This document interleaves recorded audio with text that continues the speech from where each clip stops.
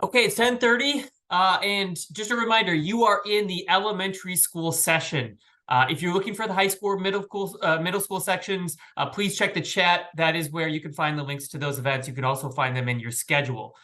So we're going to get started here, and I'm very excited about this. We have two fantastic presenters to cover to cover this session. It's material selection for elementary school libraries. Melanie Weigel and Renee Brown will be presenting for us. Melanie, it sounds like you will be sharing your screen for this. Yes, so we're going to go ahead and get started then. 1 second, hold on. Oh, sorry. There you go. Okay, you're good. Okay. Let's see if it's happy now. All right, maybe. It's thinking about it.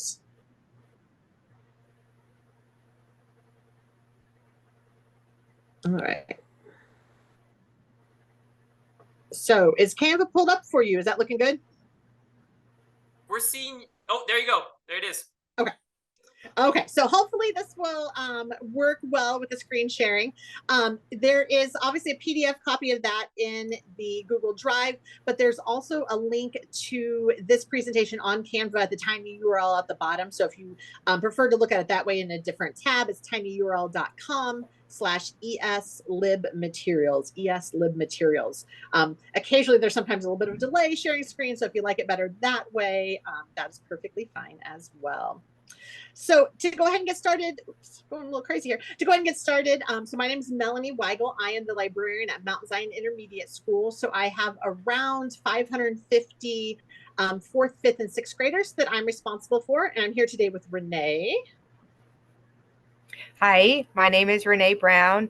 I am the district librarian in Arthur, Illinois. It's mid-central Illinois. Our district is made up of 3 elementary schools and 1 high school. I am the sole certified librarian, and I do work with 4 paraprofessionals in each building. I also am on the Isle School Library Recognition Committee. And congratulations to Dryden Elementary School and Ottawa High School this year for being recognized as exemplary school libraries. Perfect. To go ahead and get us started, before we begin, just a few things to keep in mind. Every school library has its own unique needs, so there isn't a single right way to do things. In fact, Renee and I even realized that we do things very differently because of the resources we have available to us, whether that's time or money. So don't feel pressured that you have to follow exactly what someone else is doing. If you don't, before you really start buying books, I'd highly recommend knowing what you already have. And I think the easiest way to do that is to physically go through your collection, to touch the books, to pull them out, to look to see what's new, what's old, what's circulating, what's not, before you spend a lot of money bringing new stuff in. If your budget isn't ideal, which is, I think, feel like a lot of us right now, is more important than ever to maximize every dollar. So we're going to take some time to look at how you can make the best decisions with reviews or on the types of bindings that you are choosing for your library. And then finally, you want to give some consideration to if your district has a reading program, for example, for better or worse, we're an accelerated reader school. And so we'll kind of keep that in mind in the back of our head as we're making those book choices then. All right. So to choose a vendor. If you are given the responsibility of buying books for your school library, keep in mind that you have options. So Melanie and I are going to go over 5 different vendor options for you over the next several slides, and we will discuss the pros and cons of each one. For example, your traditional book vendors, your Amazon, the book fair vendor, your subscription services, and of course, deep discount outlets. All right, so we're going to start with those traditional book vendors. So for example, just to be very honest, I use Follett, although I know librarians use all of the other kind of major vendors there and have a lot of success with them. So as far as pros go, their online catalogs are extensive. So I can find information about the age range, the subject matters. I can see full text reviews of every book I'm considering that's going to help me make a better choice. I am a huge proponent of the book binding option. So a lot of the publishers have their own sort of library binding. So for example, Follett calls theirs Follett Bound, which is essentially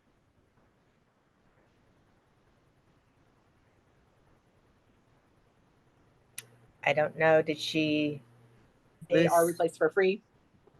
The vendors can also tell you if a book is already in your collection. So not only do they have the records of what you bought, but you can upload your own MARC records then, and they will tell you some information about, for example, a series that maybe you didn't finish, you're interested in. And also kind of, if you're looking at nonfiction options, it'll kind of tell you the age of different sections of your library.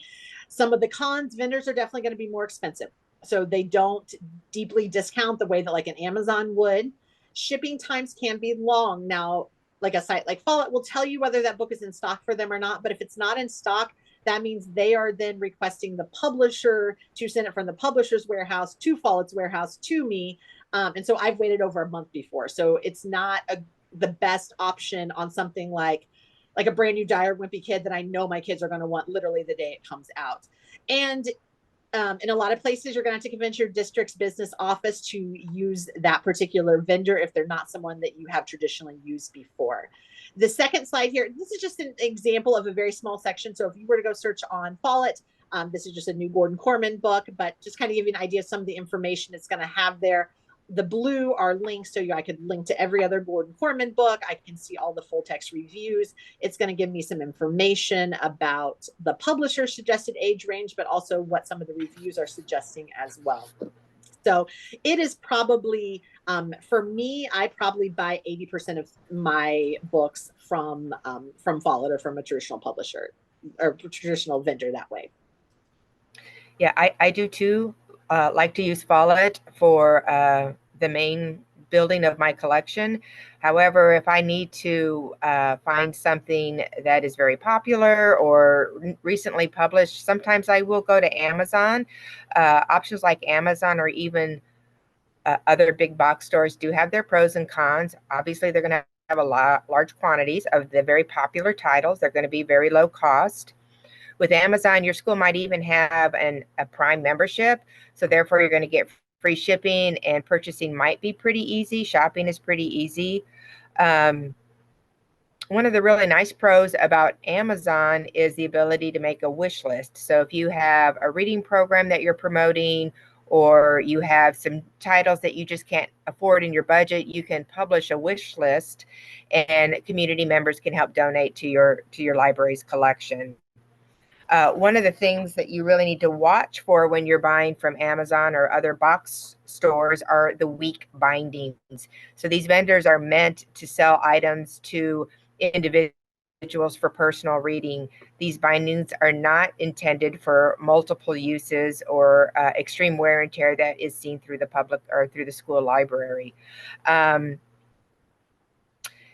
As you've learned with traditional vendors, Amazon is not going to know what you already have in your collection. They're not going to give you the links to like maybe your reading program, accelerated reading. They're not going to provide you with recommendations. They're not going to generate quotes that you can hand to your administrator and say, this is what I would like to buy with my money this year. So be aware that although there are some pros to Amazon, or even I've had over the years people who want to buy from like Target or even garage sales, just keep in mind, yeah, you might get those books fairly cheaply, but the bindings are not going to be what they're intended for a long wear and tear that you'll see in the school library. On the next slide is just an example of a book that you can pre-order. It's one of the benefits of Amazon is that you can pre-order books, and then your library is going to be the first one to have it on the shelf. Notice this particular binding is called a hardcover binding. Generally, the new releases aren't going to be released in paperback right away. So that hardback binding does not mean a library binding. It means that it still is going to not withstand a lot of wear and tear. All right. And then for a lot of us, we are supplementing the things in our libraries by having book fairs. And so when you have a book fair, the best sort of bang for your buck is to actually take your profits in books as opposed to actually in cash then. So I have, over the last couple of years, I've used both Scholastic and Literati. So Follett had some book fairs that were bought up by Literati. So that's who I use now. And so there are definitely some pros and cons with your book fair vendors. So the pros are for sure that the profits of your book fair are helping you get more books. So you can shop from the actual fair itself, but they all have online catalogs that will allow you to come up with more options then. A big pro for me in my district, this operates like a gift card because they're not being billed for a dollar amount. And so I don't have to go through the business office. Now, take that with a grain of salt in your own district. But for me, that's very handy to be able to skip some of those steps and just buy what I know I need to buy. And you can obviously save those precious budget dollars for other things. Cons, Scholastic is kind of terrible. They severely limit whatever you can buy, so expect a lack of titles. There's definitely very little of like the library binding options or even hardback options. It's a lot of paperback for your Scholastic dollars. The prices are super inflated. I feel like even more so than the regular book vendors. Scholastic charges this ridiculous 10% shipping rate no matter what you're ordering there. I prefer, so the literati book fairs do let you earn tidal wave gift cards, gift certificates, which are used at Follett, which work out very well for me because that's where I buy a lot of my other books. My one downside with them though is that they, when you get your available funds, it's kind of just like a paper gift certificate with like a code on it that you have to hold on to, and you can't really keep track of how much of it you have spent other than calling them and kind of jumping through some hoops there. So this is just an example of this. If you were ordering from the Scholastic profits there. And so as you can see, if you know what you want, it's great. This is a 39 clues graphic novel, but it doesn't really give you much information other than the title and kind of a brief summary. And you can kind of go from there. This is the paperback version. So in my library, it's not even worth buying because one kid would destroy this graphic novel. So that's kind of just something to keep in mind when we talk about bindings in a little bit. There are also some book subscription services. So imagine kind of just like a subscription crate. I don't use them. The most common around here is called JLG. It stands for Junior Library Guild. The high school paraprofessional in our district, though, does use them and really likes them a lot. So basically what you're doing is you're paying up front. So you pay at the beginning of the year, and then throughout the year, they ship you new releases. And so they send the books to you, and you keep what you like. You can exchange what you don't. You can kind of pre-select some of the ones if you know they're not going to be a good fit for your library. They do have very similar to like the Follett Bound. They do have a lifetime guarantee. If the binding fails or gets damaged, they will replace it. Part of the cons of that are you have a very high upfront cost. So depending on your budget, you're putting a lot of your budget in and hope that JLG or whoever the book subscription site is going to deliver on the things that you want. Most of the popular books aren't necessarily available.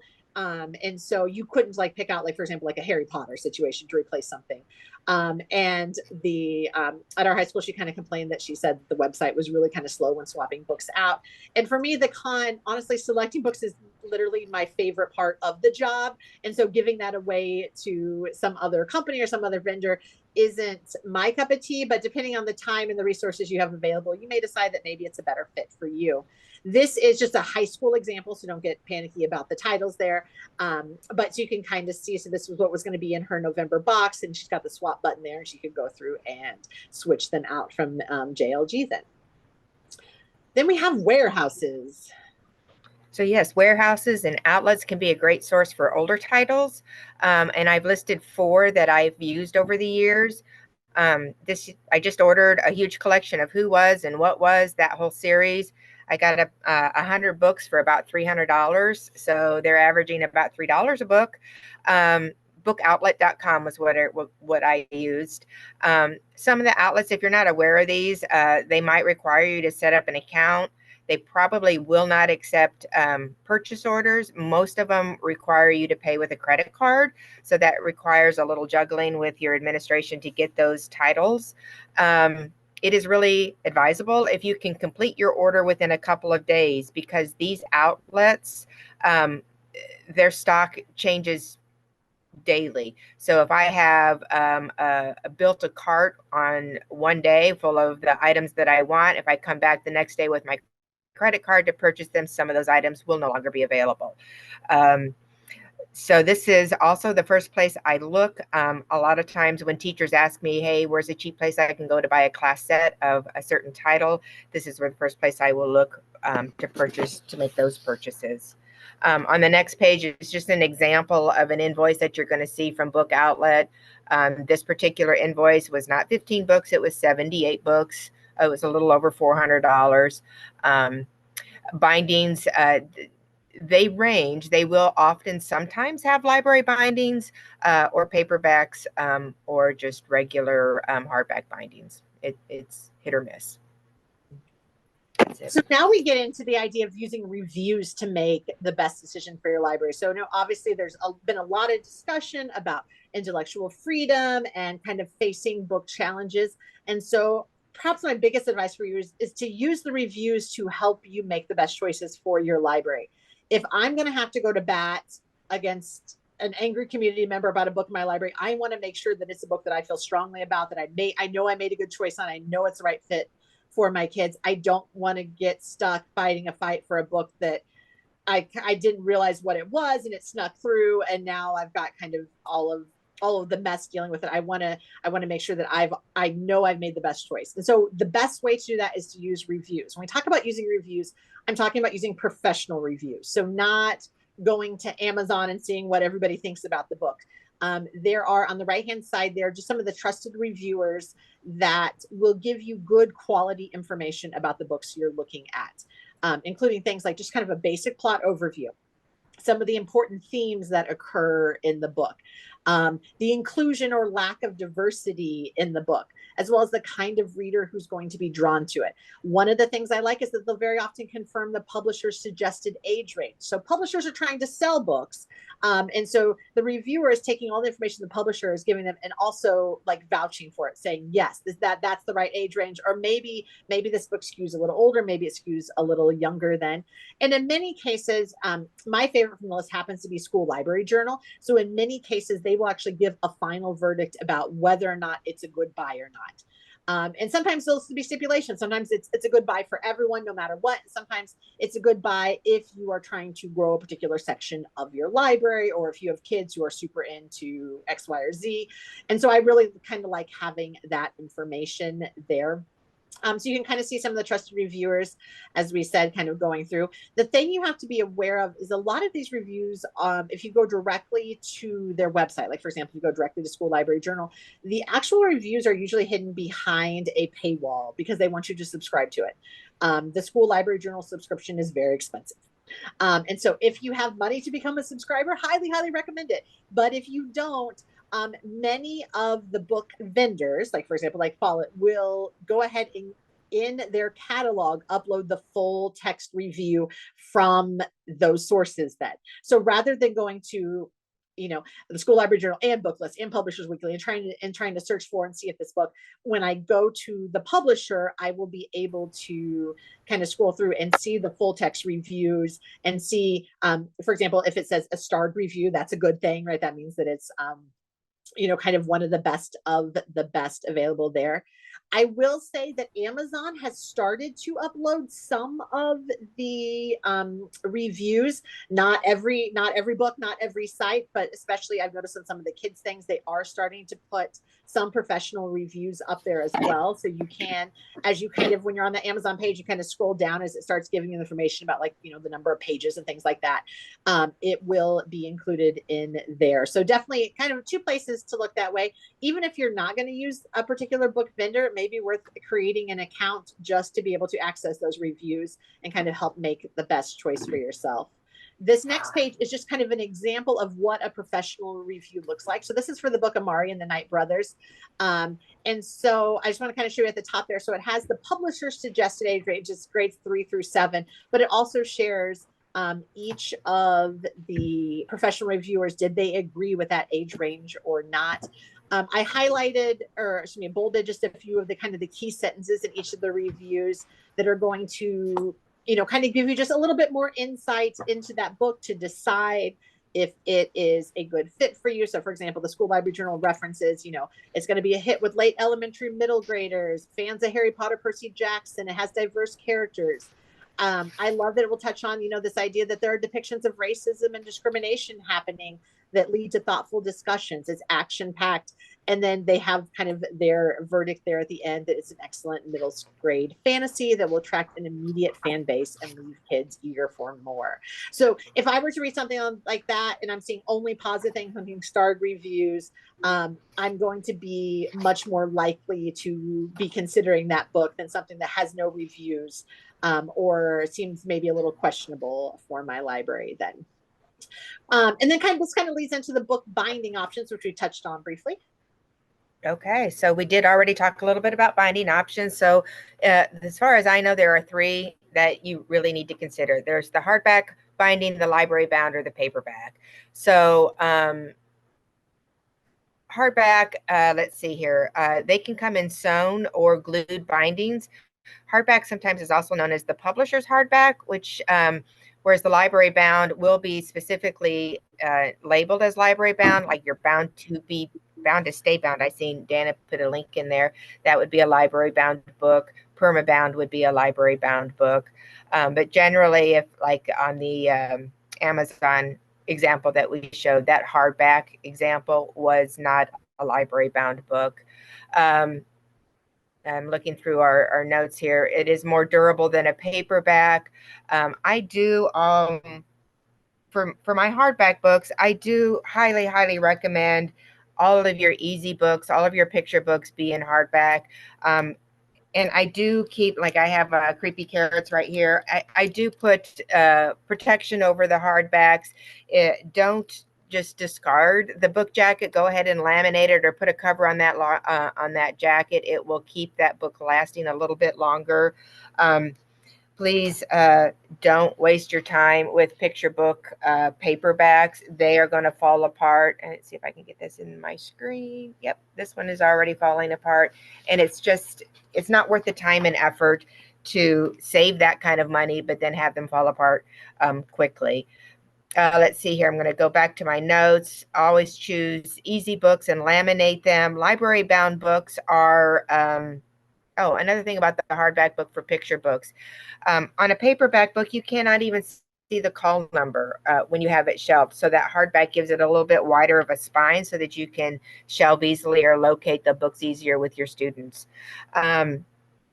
Hardback bindings, if you buy them from a vendor like Follett, they will guarantee that hardback binding for a year.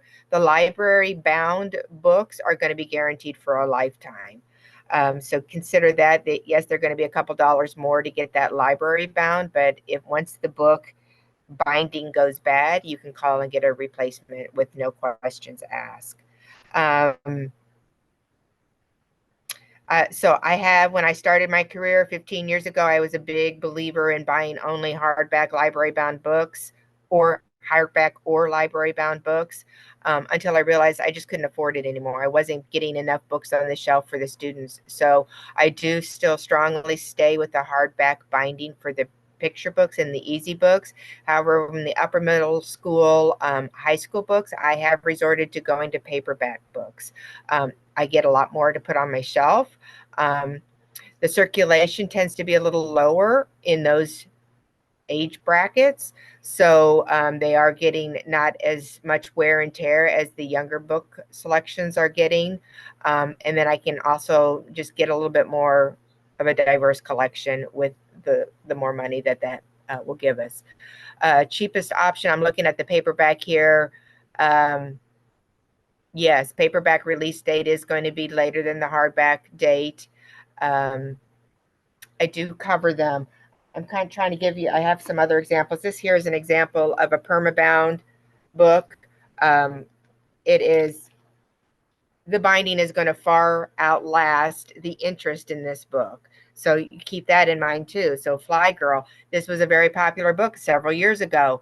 Did you need to spend the extra money on a library bound copy knowing that this book isn't going to be needed in your library for many, many years? Whereas I have something like the new graphic novel Babysitter's Club. This one is a fairly new book and the binding has already gone bad. So I'm faced with already replacing this book because of a poor paperback binding. So if you have the money to purchase the library binding in some of these more popular, highly circulated titles, that would be a good a good move forward. Scholastic, I know that we had talked about Scholastic. A lot of the times they also offer library bindings. So if you have the money to use your Scholastic dollars, purchase the library binding from Scholastic, that can help. Yes, they're going to be more expensive through Scholastic, but they are going to last a little bit longer. Yeah, and just kind of to piggyback off what Renee said too. So a lot of it just does come down to budget. So for example, I will, because I can usually manage to get enough money to get the things that I want. So I will buy hardback of the things that I want to have right away as soon as they come out. Come out from the publisher. But most of the popular series and all of my graphic novels, I only buy library bound, because otherwise it's a paperback graphic novel for me is a one kid stop, and then it's kind of useless. Basically, the only thing I buy in paperback, and I will take paperback donations, but the only thing that I will spend my actual budget money on are the Who Was books, those tiny kind of big headed little biographies, because they're literally $5 or $6, and if I cover them, I feel like they seem to be lasting fairly well. So it really just comes down to the budget. But I like Renee's point. If you don't have the money, it's probably better to have more books than to have fewer books with the fancy binding on it. So just something to consider as you're thinking through. We wanted to touch base too with the Illinois Book Awards. So if you are feeling kind of overwhelmed and not really sure where to start, especially if you've inherited a collection that maybe feels kind of old or that it hasn't been updated recently, the Illinois Book Awards are a great place to start. So there are 4 specific awards: the Monarch, the Bluestem, the Cottle, and the Lincoln. You can see the age ranges there on the left-hand side. And there are 20 books on each list. And what I love about them is these are new, really diverse, engaging titles that tend to fit well in my library. For example, I have 4th, 5th, and 6th. I will for sure buy all of the Bluestem, and I usually buy the majority of the Cottle if my budget allows there. One of the things that Renee and I, and kind of preparing for this, had talked about, though, is that the amount of circulation on something like the Illinois Book Awards, a lot depends on the programming that you have associated with it. So, for example, for us, we use the Bluestem list for our Battle of the Books competition, which is 4th and 5th grade. It's a very big deal for us. We had over 60% of our kids were on a battle team last year, meaning that they each one read at least 4 books from the list. Some kids read all 20 from the Bluestem list. So when you're doing something like that, it really is able to kind of bring more attention to them. But even like in our district, the K through librarian, she just reads the Monarch picture book nominees aloud during her library time, and then the kids get to vote on their favorite. Yeah, we do a joust read. We're the Knights, so we do a joust read program with all of the Illinois Readers' Choice Awards that you see listed up there. So for us, our budget doesn't even cover buying one entire list. So if I just don't have the money for it. So we end up splitting titles. We end up using our interlibrary loan system to help us get the books and get them in the hands of the students so that they can read and participate. Awesome.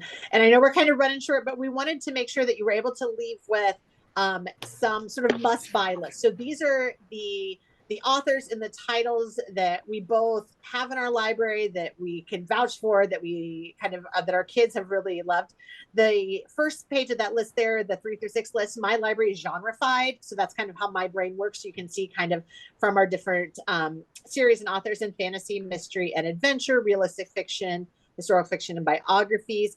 A huge deal that my graphic novel collection has been growing. In fact, I had to reorganize the library to get more shelf space for my graphic novels.